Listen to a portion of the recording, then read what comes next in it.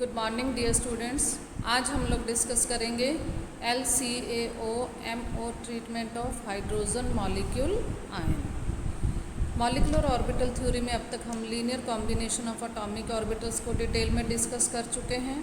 हम अच्छी तरह समझ चुके हैं कि किस प्रकार एटॉमिक ऑर्बिटल्स लीनियरली कंबाइन करके मॉलिक्यूलर ऑर्बिटल्स आणविक कक्षकों का निर्माण करते हैं। आज हम इस सारे ट्रीटमेंट को अप्लाई करते हैं मॉलिक्यूलर सिस्टम के ऊपर। हम सबसे सिंपलेस्ट केस लेते हैं मॉलिक्यूल का, हाइड्रोजन मॉलिक्यूल। और हाइड्रोजन मॉलिक्यूल में से भी हमने अभी लिया है हाइड्रोजन मॉलिक्यूल आयन H2+। यानी हाइड्रोजन मॉलिक्यूल में 2 इलेक्ट्रॉन्स होते हैं, आप जानते हैं। दोनों एटम्स एक एक इलेक्ट्रॉन कंट्रीब्यूट करते हैं। हमने उसमें से भी एक इलेक्ट्रॉन रिजेक्ट करके हाइड्रोजन मॉलिक्यूल आयन ले लिया। यानी अब मेरे पास सिस्टम है जिसमें 2 हाइड्रोजन न्यूक्लियाई हैं और 1 इलेक्ट्रॉन है। ये इलेक्ट्रॉन दोनों न्यूक्लियाई के इफेक्ट में है। यानी मेरा सिस्टम बन गया 2 proton 1 electron system like this. ये एक मैंने रिप्रेजेंट किया हाइड्रोजन न्यूक्लियस, ये सेकेंड हाइड्रोजन न्यूक्लियस। इन दोनों के इन्फ्लुएंस में ये एक इलेक्ट्रॉन है। देखिए इन पे फोर्सेस कौन कौन से अप्लाई करेंगे। ये न्यूक्लियस और इलेक्ट्रॉन के बीच में अट्रैक्टिव फोर्स होगा, यहाँ पे भी अट्रैक्टिव फोर्स होगा, और यहाँ 2 न्यूक्लियाई आपस में एक दूसरे को रिपेल करेंगे। पिछले यूनिट में आपको ध्यान हो, हमने हाइड्रोजन एटम डिस्कस करा था। वहाँ पे मेरे पास एक प्रोटॉन और एक इलेक्ट्रॉन था, ठीक है, और उनके बीच में केवल अट्रैक्टिव फोर्सेस ही थे। आज हमने 2 न्यूक्लियाई या 2 प्रोटॉन और 1 इलेक्ट्रॉन लिया है, जिसके कारण मेरे पास attractive as well as repulsive forces दोनों ऑपरेट होंगे। तो देखिए श्रोडिंगर वेव इक्वेशन किस प्रकार सॉल्व करेंगे हम लोग। पहले हम 2 एटॉमिक ऑर्बिटल्स कंबाइन कर रहे हैं, तो मेरे पास 2 मॉलिक्यूलर ऑर्बिटल्स बनेंगे। ये दोनों मॉलिक्यूलर ऑर्बिटल्स किस प्रकार बनेंगे। मान लीजिए साई ए और साई बी 2 एटॉमिक ऑर्बिटल्स हैं। इनको कंबाइन करके मॉलिक्यूलर ऑर्बिटल बन रहा है, जिसे हमने साई MO लिखा है, और इनकी मिक्सिंग होगी एज पर इक्वेशन नंबर 1। यहाँ पे C1 C2 जो है वो मिश्रण गुणांक है, मिक्सिंग कोफिशिएंट है, जो एटॉमिक ऑर्बिटल्स की एक्सटेंट ऑफ ओवरलैपिंग को रिप्रेजेंट कर रहे हैं। जितना ज़्यादा ओवरलैपिंग होगी, अतिव्यापन होगा, उतने C1 C2 के मान अधिक होंगे। और अगर दोनों का अतिव्यापन इक्वल हो, कंट्रीब्यूशन अतिव्यापन में, तो इनके मान बराबर आते हैं। अगर 2 एटॉमिक ऑर्बिटल्स का कंट्रीब्यूशन अलग अलग हो, तो C1 C2 के मान चेंज हो जाते हैं। अब इसके लिए हम श्रोडिंगर वेव इक्वेशन लिखते हैं। अभी मैंने सिर्फ बॉन्डिंग मॉलिक्यूलर ऑर्बिटल्स की ही बात कर रही हूँ। अपने को अब अच्छी तरह से पता है कि एडिशन ओवरलैप दिखाया तो इट्स बॉन्डिंग मॉलिक्यूलर ऑर्बिटल, और यहाँ अगर हम C1 साई ए माइनस C2 साई बी ले लेंगे तो सब्ट्रैक्टिव ओवरलैप हो जाएगा, जो एंटी बॉन्डिंग को रिप्रेजेंट करेगा। हम अभी यहाँ पे सिर्फ बात अपने को रिस्ट्रिक्ट रखेंगे टू बॉन्डिंग मॉलिक्यूलर ऑर्बिटल्स। तो श्रोडिंगर वेव इक्वेशन नंबर 2 से लिखी जाती है शॉर्टेस्ट फॉर्म में। और डिफरेंस क्या आता है, अब जो हमारा सिस्टम होता है उस सिस्टम के अकॉर्डिंग हमने हैमिल्टोनियन लिखना होता है। फिर वो हैमिल्टोनियन उस साई के ऊपर ऑपरेट करता है, और रिजल्टेंट हमारे पास एनर्जी की eigen value of energy obtain करनी होती है हमें। Sai MO molecular orbital Sai का एक्सप्रेशन ऊपर हमने इक्वेशन नंबर 1 से लिख लिया। हैमिल्टोनियन हाइड्रोजन मॉलिक्यूलर आयन के लिए क्या होगा, ये लिखा जाएगा इक्वेशन नंबर 3 से। ये तो आप पहले भी श्रोडिंगर वेव इक्वेशन लिखते हैं, वहाँ पे आप ये टर्म लिखते हैं कि जो है -h² 8π² m × del²। del² लैप्लेसियन operator आपको पता है जो है। यहाँ पे मेरे पास जो है, क्योंकि अट्रैक्टिव और रिपल्सिव फोर्सेस हैं साथ में, तो उनको रिप्रेजेंट करने के लिए हैमिल्टोनियन में ये हमारे पास एडिशनल टर्म्स आ जाएगी। ये टर्म जो है मेरे पास इलेक्ट्रॉन और नाभिक A जो है एटम A के बीच में अट्रैक्टिव फोर्स को रिप्रेजेंट कर रही है। अट्रैक्टिव फोर्स है, इसलिए आप देख रहे हैं यहाँ माइनस साइन यूज़ किया हमने। इसी प्रकार से ये टर्म जो है मेरे पास एटम B और इलेक्ट्रॉन के बीच में अट्रैक्टिव फोर्स को रिप्रेजेंट कर रही है, माइनस साइन है आगे। ये टर्म जो है लास्ट टर्म, ये नाभिक A और B के बीच की दूरी हमने ऊपर लिखा था, रिप्रेजेंट करते हैं R से। ये देखिए आप, ये RA जो है वो क्या रिप्रेजेंट कर रहा है, A और B एटम्स के बीच का डिस्टेंस है। तो इसलिए थर्ड टर्म जो है मेरे पास वो एटम A और B के बीच के फोर्सेस को शो कर रही है। क्योंकि ये फोर्सेस रिपल्सिव टाइप के होंगे, इसलिए प्लस साइन जो है हमने यूज़ किया हुआ है यहाँ पे। तो ये साइन अपने आप में रिप्रेजेंट कर रहे हैं कि अट्रैक्टिव है कि रिपल्सिव इंटरेक्शंस हैं। तो ये वेरियस टर्म्स के जो हैं हमारे पास रिप्रेजेंट कर रही हैं। अब इस इक्वेशन को हम थोड़ा और सिंप्लीफाई कर देते हैं कि हम इक्वेशन नंबर 3 को एटॉमिक यूनिट्स में लिखते हैं। एटॉमिक यूनिट्स में जब इक्वेशन लिखी जाती है तो m मास, e आवेश और h/2π इन तीन को वैल्यू जो है वो 1 पुट की जाती है। इससे इक्वेशन और सिंप्लीफाई हो जाएगी। जब मैं इन तीनों की वैल्यू इक्वेशन नंबर 3 में 1 पुट कर दूंगी तो मेरे पास इक्वेशन नंबर 4 बन जाएगी।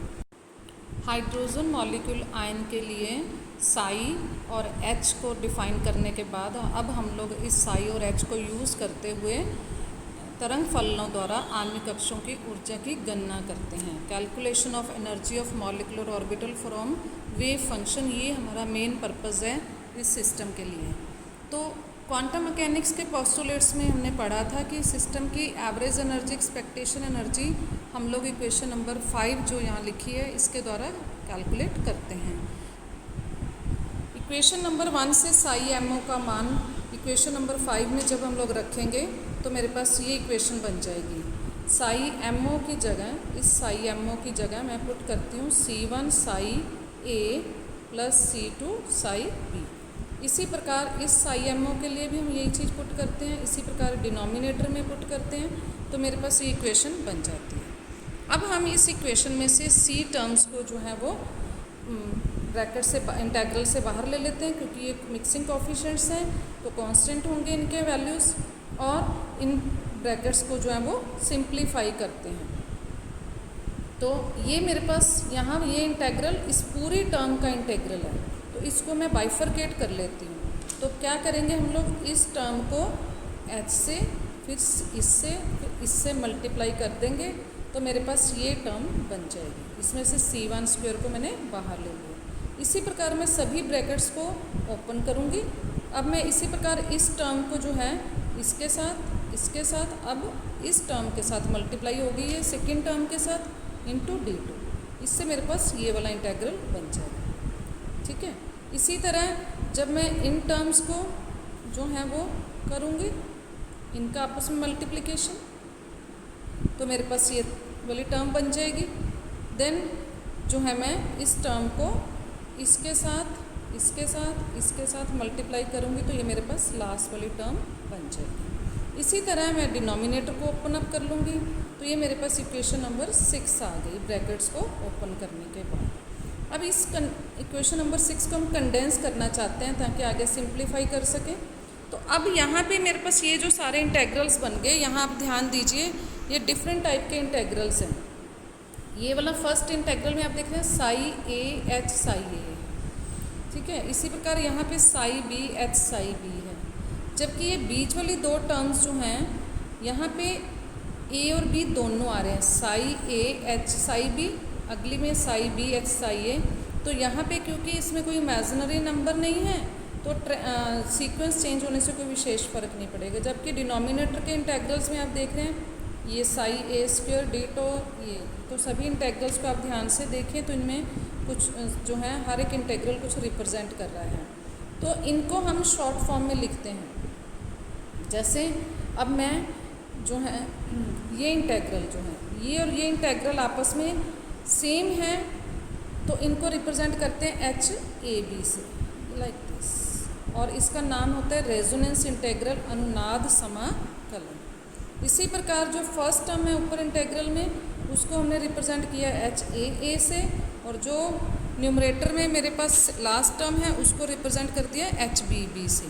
ये दोनों शो कर रहे हैं कूलम्ब इंटेग्रल, इनका नाम है कूलम्ब इंटेग्रल। इसी प्रकार डिनोमिनेटर में जो है मेरे पास, डिनोमिनेटर में आप देखें ये तो है नॉर्मलाइज वेव फंक्शन है तो इनके इंटेग्रल्स के वैल्यूज़ क्या हो जाएंगी, 1 हो जाएंगी। और ये जो इंटेग्रल है ये इंटेग्रल जो है ये ओवरलैप इंटेग्रल है तो इसको रिप्रेजेंट करते हैं हम SAB से। तो जब ये सारी टर्म्स को हम पुट करते हैं और नॉर्मलाइज वेव फंक्शन के लिए इंटेग्रल की वैल्यू 1 पुट करते हैं तो मेरे पास इक्वेशन नंबर 7 आ जाती है। इक्वेशन नंबर 6 रिड्यूस होकर इक्वेशन नंबर 7 का रूप ले लेती है। अब हमें आगे इस इक्वेशन को सॉल्व करना होता है। तो इस इक्वेशन को हम कैसे सॉल्व करते हैं, यहाँ पे मेरे पास अलग अलग थ्योरीज़ हैं जिन्हें आप डिटेल में एमएससी में करेंगे। Variation theory, perturbation theory. Variation theory की वेरिएशन थ्योरम क्या कहती है कि अगर हम लोग C1 C2 के मान निकालें तो C1 C2 के वह मान सही होंगे या एक्सेप्टेबल होंगे जिनमें E के एनर्जी के निम्नतम मान आएंगे। Means minimum value of energy जो देंगे केवल वही मान C1 C2 के हम लोग एक्सेप्ट करेंगे क्वांटम मैकेनिक्स में। तो E के मान को जो है वो मिनिमम लेने के का मतलब है कि C1 C2 के परिप्रेक्ष्य में जब हम परिवर्तन करें तो ये परिवर्तन क्या होना चाहिए, शून्य के बराबर। मतलब क्या हुआ नटशेल कि अगर हम एनर्जी को डिफ्रेंशिएट करें विद रिस्पेक्ट टू C1 या C2 तो उस डेरिवेटिव का आंसर 0 आना चाहिए।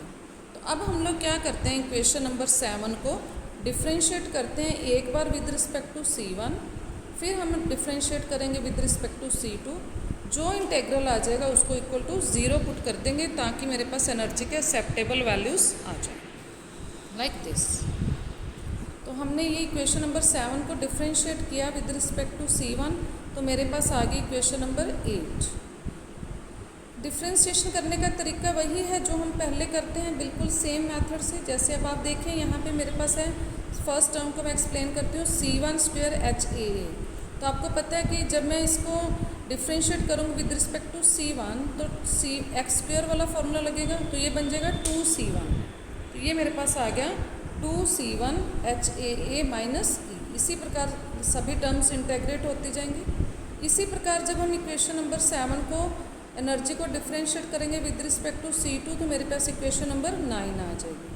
अब इक्वेशन नंबर 8 और 9 को आगे हमने सॉल्व करना होता है। तो इनको सॉल्व जो है अभी हम जो है BSc में हम सीधे इनके सॉल्यूशंस पुट कर लेंगे, रिजल्ट पुट कर लेंगे सिंप्लिसिटी के लिए। आगे जब MSc में जो है हम इन इक्वेशंस को सॉल्व करेंगे, आप चाहें तो इनको जो मैथ स्टूडेंट्स हैं वो सेकुलर इक्वेशंस के रूप में लिख के इनको सॉल्व भी कर सकते हैं, बट हमें इसकी ज़्यादा ज़रूरत नहीं है। तो यहाँ मैं सॉल्यूशंस नहीं लेते हुए केवल इतना कि हमें क्वांटम मैकेनिकल एस्पेक्ट से जो जो ज़रूरतें हैं उनको हम लोग जो है डिस्कस कर रहे हैं। तो कंडीशन हमने अप्लाई कर दी कि derivative of E with respect to C1 and with respect to C2 should be 0। वो पुट करने के बाद मेरे पास इक्वेशन नंबर 8 एंड 9 आ गई। जब इनको हल करते हैं तो मेरे पास E के ये एक्सप्रेशंस आ जाते हैं जिनका मैंने डायरेक्ट पुट कर दिया है। तो E को यहाँ पे हम अब 2 मान प्राप्त होंगे तो उनको रिप्रेजेंट करने के लिए अलग अलग सिम्बल्स यूज़ करेंगे। पहले हम लोग E1 या E+ या ES, आपको बुक्स में जो भी सिंबल मिले इन सब का मतलब एक ही है। इनका वैल्यू आती है मेरे पास HAA + HAB अपॉन 1 + SAB। इन सब टर्म्स के मीनिंग ऊपर हम लोग डिस्कस कर चुके हैं। इक्वेशन नंबर 10 ये रिप्रेजेंट करती है सिमेट्रिक एनर्जी लेवल्स को। इसी प्रकार जो है सेकंड एक्सप्रेशन आ जाएगा E2 से रिप्रेजेंट करें या E- से या EA से। वहाँ आप देख रहे हैं एक्सप्रेशन सेम एज ए 10 है बट साइन चेंज हो गया, प्लस की जगह माइनस साइन आ गया, अदरवाइज टर्म्स से भी सेम है। इन्हें हम कहते हैं एंटी सिमेट्रिक एनर्जी लेवल्स। तो इनको यहाँ हम रिप्रेजेंट भी कर सकते हैं एनर्जी लेवल डायग्राम की हेल्प से। तो अपने को पता है कि symmetric energy level addition overlap से बन रहे हैं। एक्सप्रेशन नंबर 10 से हमें क्लियर हो रहा है, इसलिए इसकी एनर्जी कम होगी as compare to combining atomic orbitals. और इक्वेशन नंबर 11 में जो anti symmetric energy levels represent हो रहे हैं वो सब्ट्रैक्टिव ओवरलैप से बन रहे हैं, उसकी एनर्जी एटॉमिक ऑर्बिटल्स के कंपैरेटिवली ज़्यादा होगी।